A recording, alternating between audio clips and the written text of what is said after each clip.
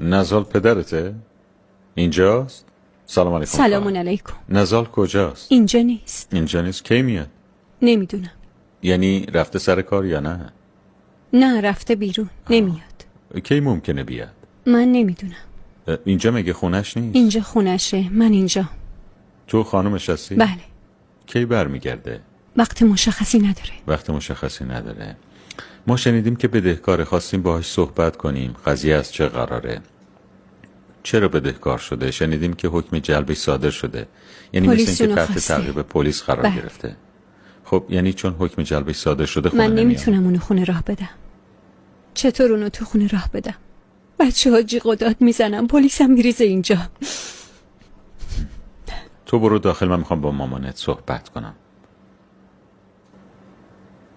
اون خونه نمیاد؟ یعنی تو هم میترسی که اون نه نمیاد.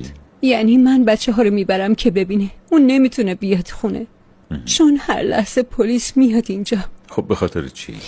از مردم پول قرض گرفته، سفته هم داده. الان بدهکار شده. قبل از شروع کرونا ازش شکایت کردن. به خاطر این باید بره زندان، یا اینکه بدهیاشو صاف کنه. اون مریضم هست. تازگی‌ها شاید 6 ماه قبل. تو ماه هفتم که گذشت بر روی لگنش عمل جراحی انجام دادن. لگنشو برداشتن. بیماری دیسک و ورم کلیه هم داره. فقط یک کلیه خدا سالم. کمکش کنه. بیماری سرطان داره. آمپول شیمیایی میزنه. خدا کمکش کنه. الان اصلا خونه نمیاد؟ نمیتونه خونه بیاد. بعضی وقتا من بچه ها رو میبرم نشونش میدم. بعضی وقتا هم میاد ولی ریسکه. یعنی هر لحظه ممکنه که پلیس بیاد؟ بعضی وقتا ممکنه بیاد. بهت گفتم بچه هم وحشت میکنن. بچه هم وحشت زده میشن، میترسن. دیگه اصلا به خونه راهش نمیدم. وقتی میره بیمارستان من همه بچه ها رو میبرم پیشش. خدا کمک کنه. خواهر آمین. انشالله حل میشه. چند ساله که این حال و روزگاره؟ نزدیک به 6 ساله. اما وضعیت اون همش داره بدتر میشه. آخرین چیزی که سر اون اومد سرطان بوده. چند ساله که خونه نمیاد؟ نزدیک به 1 ساله که خونه نمیاد. ما به این طور زندگی عادت کردیم. یعنی هر لحظه ممکنه که پلیس بیاد. حتی ساعت 5 صبح اومدن و در زدن. 2-3 بار خونه رو عوض کردیم. نمیدونم چطوری پیدامون میکنن. میان و زنگ میزنن. خدا کمک کنه. خواهر تو دنیا خوبی هست. داری ذکر میکنی؟ بله. سبحان الله. همیشه با استغفار رزق و روزی هست. خواهر این روزی شماست. خدا در رو به روت باز کنه. خدا انقدر بهت بده که راضی باشی. همه بدهی‌های شما تصفیه میشه. سپاس پروردگار جهانیان.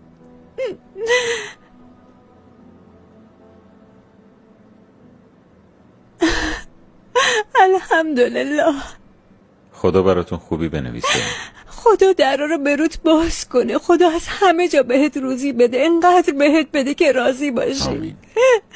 خدا تمام کارهاتو آسون کنه به لطف و کرم و بزرگی خودش. خب خواهرم الان با شوهرت صحبت کن و بهش بگو امروز بره بدهیاشو پرداخت کنه تا بتونه برگرده خونه و انشالله خدا بهت روزی بده. مردم برای همه. خدا درا رو به روت باز کنه. خدا همه چی بهت بده برادر. خدا بهت برکت بده. به شوهرت سلام برسون. خدا نگهدارت باشه. ما می‌خواستیم ببینیمش اما ملاقاتی صورت نگرفت. میدونی موضوع خدا چجوریه. درا رو به روت باز کنه. خدا کارهاتو آسون کنه. خدا از همه جا بهت روزی بده. پسران و دختران بدو ازت دور کنه به لطف و کرم خودش. خدا بهت برکت بده خواهر.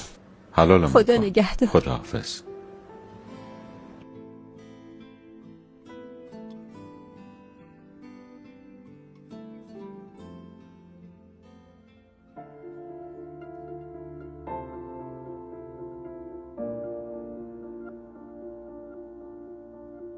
به خدا خیلی وقت میشه که بچه ها رو ندیدم، چون به خاطر پول حکم ابلاغ علیه هم بود.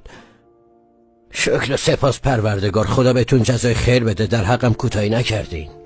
نمیتونستم راه برم و رو پام وایسم مثل بقیه مردم. نمیتونستم راه برم چون چندین بار عمل جراحی لگن انجام دادم. آمپول شیمیایی هم میزنم. از خوشحالی خبر بلند شدم و به طرف بچه‌ام دویدم. اصلا از خود بیخود شده بودم. به خاطر این کار که باعث شدید ما فرزندانمون رو دور هم جمع کنید، انشالله خداوند رب العالمین خونه در بهشت نصیبتون کنه. خداوند بنده ای که در دعا اصرار می‌ورزد و دوست داره. در دنیا چی می‌خوای؟ در زندگی خودم جلوی بنی آدم خار نکردم، خودش میرسونه. همه اینا از طرف خداست، از طرف من نیست. اصلا هیچ وقت فکر نمی‌کردم یه روزی قیس اماراتی رو ببینم، فکر نمی‌کردم پادشاهی یا رهبری رو ببینم، اما این چیز از سوی پروردگار جهانیان. خدا همه این کارا رو آسون می‌کنه. خدا مردم رو به هم میرسونه.